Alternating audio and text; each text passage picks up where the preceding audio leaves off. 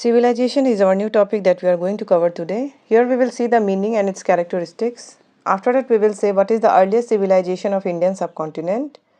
And here we will see about the Harappan civilization. Then what were the three major achievements of Harappan civilization.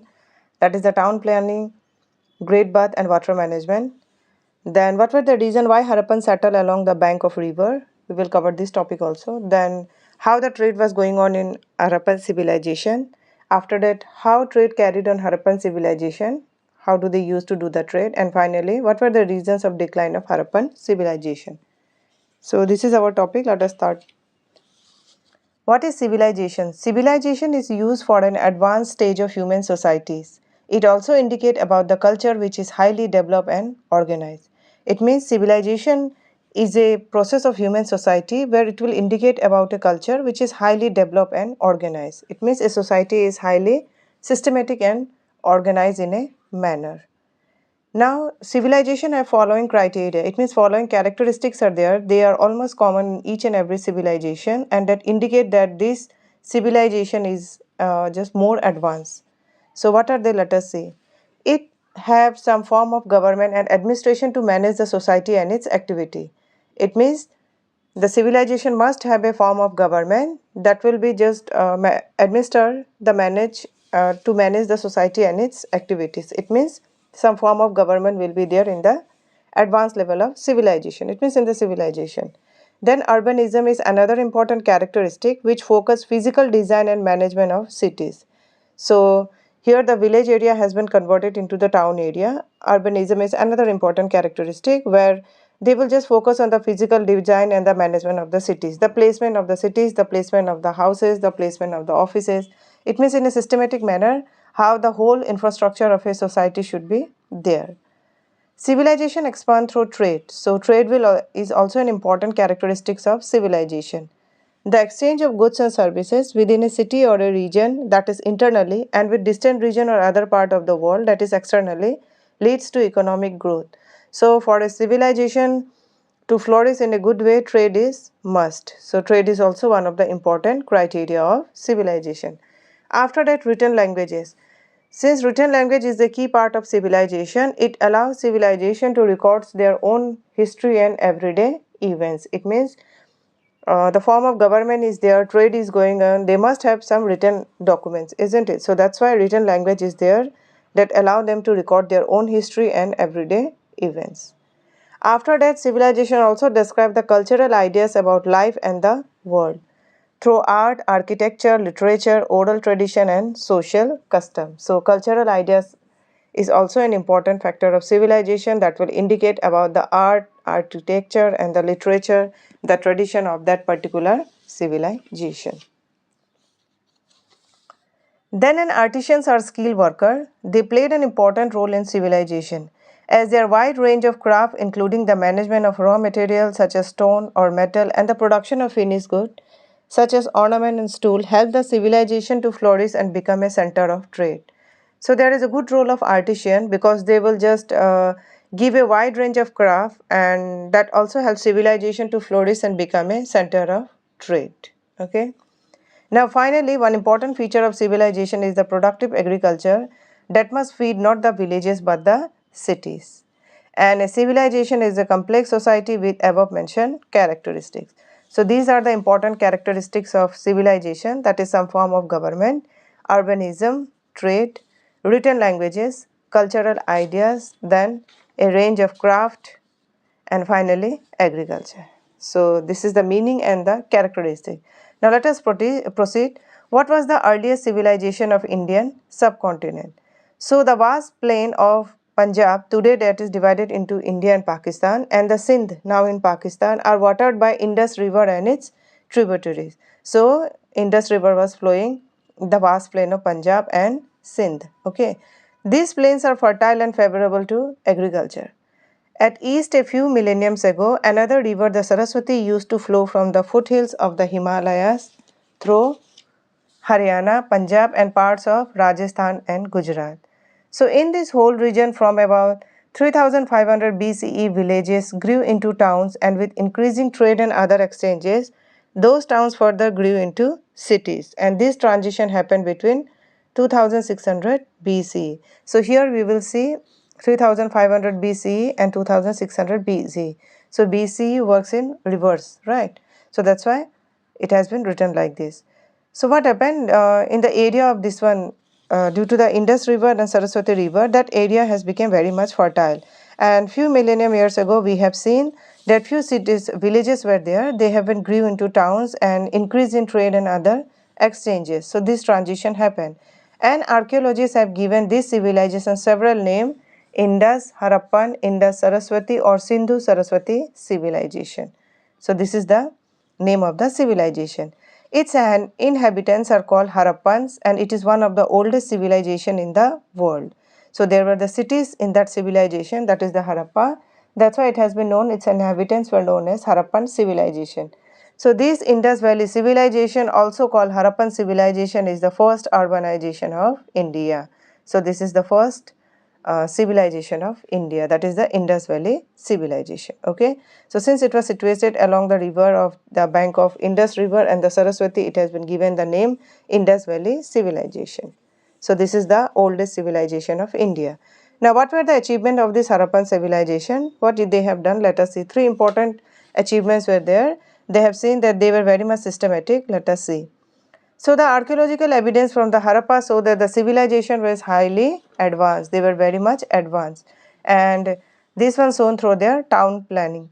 So the town had wide streets which were often oriented to the cardinal direction. Cardinal direction means it will give you four direction, right? The north, south, east, west. So they are giving the four direction. So the town had a very wide streets and they were given a cardinal direction. Now most towns were surrounded by fortification, that is wall or tower. Earlier what happened, they used that has been built around the cities to protect against any attack. So most towns were fortification and had two distinct parts. The upper town where the higher ruler official live and the lower town where common people live. Okay, so the society has been divided into two parts, that is the for higher authorities and for the lower people. Some large buildings seem to have been used for collective purposes, for instance warehouses. So in the town planning it is also seen some big houses were there like the warehouses that has been used for the collective purpose of for the all the people. Maybe like for the transportation of the goods. Individual houses of various sizes line the streets and smaller land. All the buildings were generally made of bricks. So town planning was very much systematic and advanced achievement of Harappan civilization. Secondly, Great Bath. As the name indicates, it must be a swimming pool, right? So it is a prominent part of Indus Valley civilization. The famous Great Bath in Mohenjo-daro, that is one of the city in Indus Valley. A massive swimming pool had small but elaborate tank measured 12 into 7 meters. So a great bath, a massive swimming pool was there and it was measured 12 into 7 meter. That is the length and the breadth. 12 is the length and 7 is the breadth. Okay. The tank had waterproofing material such as natural bitumen, a form of tar applied on the top of carefully laid out brick.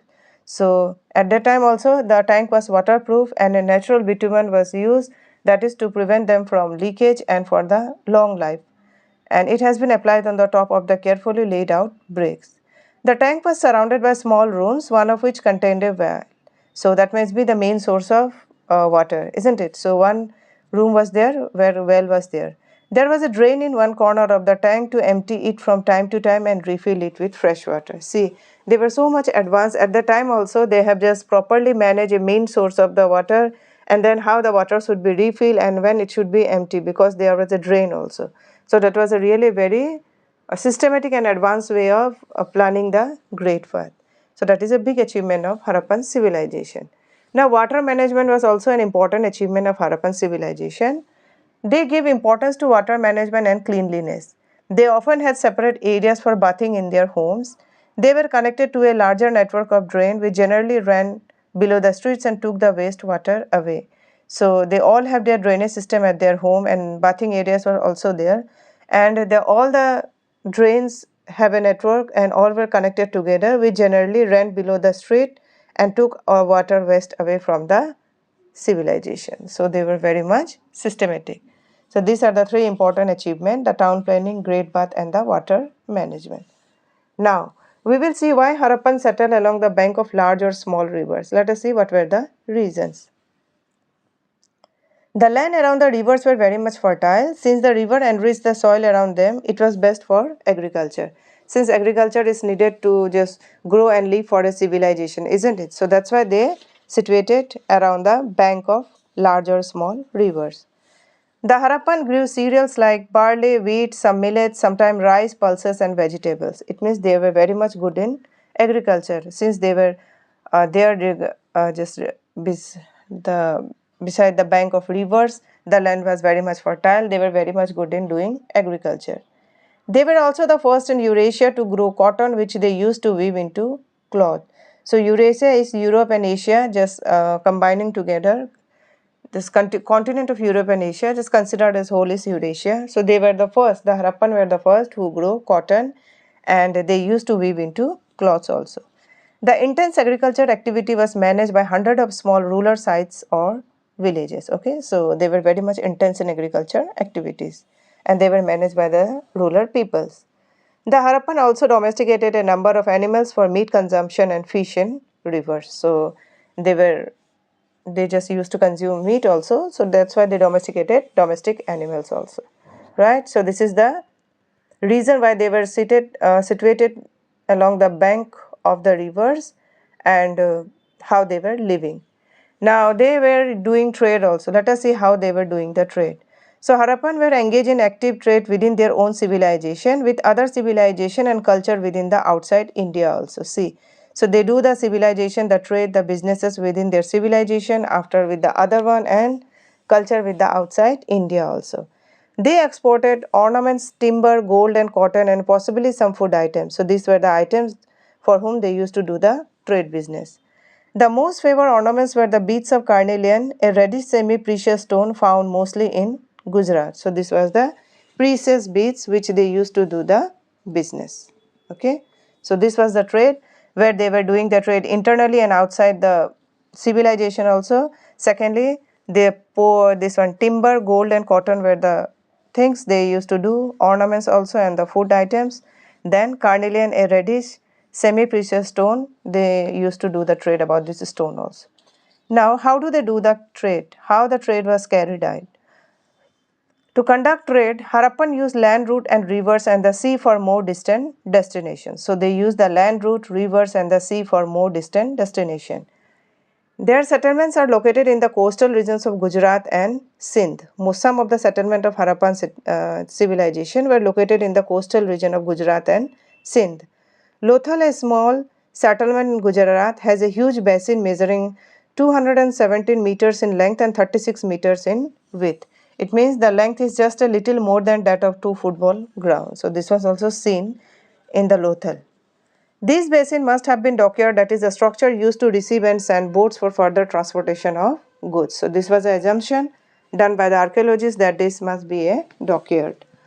To identify their goods for trade, they used small seals. Now these seals were made of stellite, a soft stone that would be hardened through heating. So earlier the trade was going through seals, and these seals were made of stellite and they were soft stone that were hardened through heating. The seal had animal figures and few signs. So the seal had animal figures and few signs were there. So this was the method of doing their trade.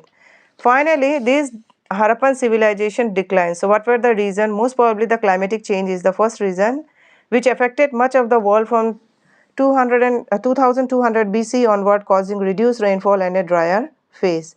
This would have agriculture more difficult and could have reduced food supply to the cities.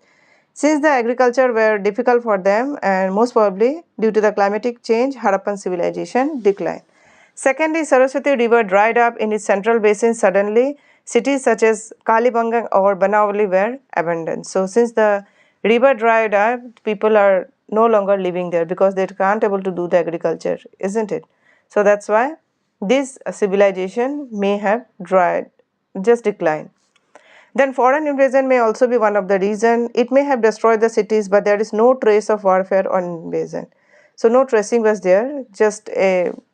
We are just assuming that foreign invasion may also be there. That's why this Harappan civilization declined. Finally, the main idea of civilization is to describe a complex society characterized by urban areas. Basically, the journey from nomads to a civilized way of living. So this is the civilization that we have covered. The Harappan Civilization, where we have seen what were the achievements and then how they settled along the bank of the rivers, what were the things they used to do in the trade, and what were the route they used to follow, and finally what were the reasons of Harappan civilization.